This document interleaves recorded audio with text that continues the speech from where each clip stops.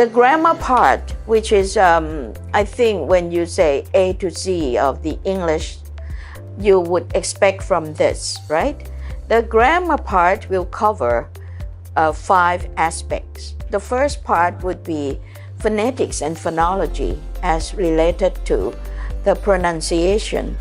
We talk a lot about pronunciation that we can accept if I switch my pronunciation into the Thai way of speaking like this, you may understand, but if you speak to the international audience, they may have problems understanding you. So I really think that what I'm going to talk about in this part is the standard pronunciation, which could be like the British English or what you call the BBC English, the general American English that you will find on the news reporter like CNN, okay? And of course, even you listen to CCTV in China, they use this kind of pronunciation, which is most of the audience around the world could understand this pronunciation all right. So the outline of this part would based on this what we call the not the standard, but what is accepted among the media, the kind of English pronunciation that is well accepted by the media. The second part is interesting. It's about orthographic or the writing. The English writing system as related to sounds. English is very much like Thai, that it's alphabetic writing system. It means that the letter or the alphabet represent the sounds. But in English, we have a lot of problems because they have only 5 vowel letters, the A, the E, I, O, U.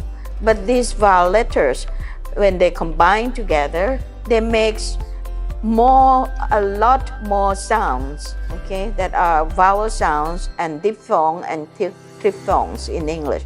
So we're going to go through this aspect of English. The third part would be morphology, how we make up words. In English, you will find that English make up lots of words, and new words are made every day because the new concept, okay, the new concept, and you make up new word. Sometimes you borrow the words, but sometimes you use the morphology, I mean the rules in your own language to make new words or to represent the new concepts. I'm going to give you details about the English morphology. Mainly, it will be related to how you make up words like compounding, and that is also related to how you pronounce it as well. Okay? And the most important part is about affixation. It means you have the part of the words, or what you call bound part or bound morphemes that you add to the word, which is free, then you change the meaning of it. For example, the word educate, you have Asian, and then you add Asian to educate, and then you say education. For the word inspire, when you add Asian, you say inspiration. You don't say inspiration, because shift of the stress that make the word spy, the syllable, the spy is unstressed, so it becomes inspiration, that kind of thing. So morphology is very much related to phonology. The fourth part aspect of this grammar will be on syntax, how you make up sentences. And sentences is very much interesting that in English you have punctuation marks that mark the boundary of the sentences, Whereas in Thai writing, we don't have any punctuation marks. You don't have a period or a comma or a semicolon or a colon. But in English, they do. In Thai, we have spaces, and it's very interesting too, because you use space to separate the chunks of information, and sometimes you separate words. And of course, words are chunks of information. And we have rules that govern that kind of thing. It will be said in the orthographic part, but in syntax, sometimes you could have a sentence that is in Thai is very long, like a paragraph. But in English, good writing is that you shouldn't have, your sentence shouldn't be too long. It would not read well. It means that the reader will find it's difficult to understand what you want to say.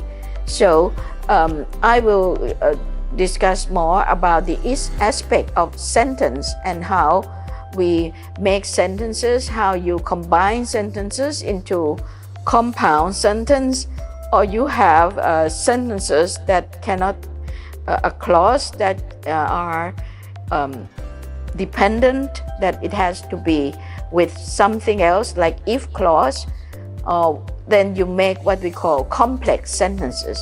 So that will be in the syntax part, okay, the syntax aspect. And the last part in the grammar of English that I will cover, it's on pragmatics. Pragmatics is how you make up discourses. Discourses like today I'm giving you a lecture. This is a discourse, okay, the way I speak to you. But I try my best to make my lecture interactive, like speaking to you rather than just read it out. Okay, so sometimes I may ask you a question, or sometimes I may pause, or I may say "are" with the pause fillers to make it natural, like in natural setting when you speak to someone. When you think, you have the pause, and so and so.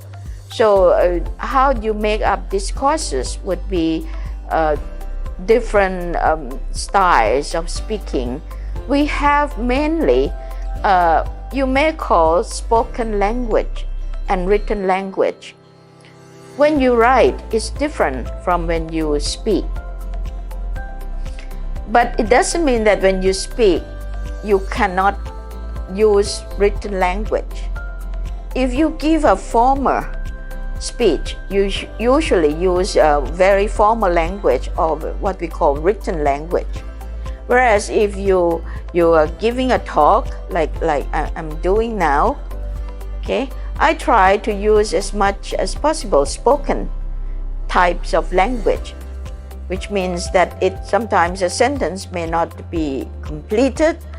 Sometimes I may stop in the middle of the sentence, so and so. So I will introduce to you about the characteristics of the spoken grammar and the written grammar that is the outcome from the way we communicate, either by speaking or by writing.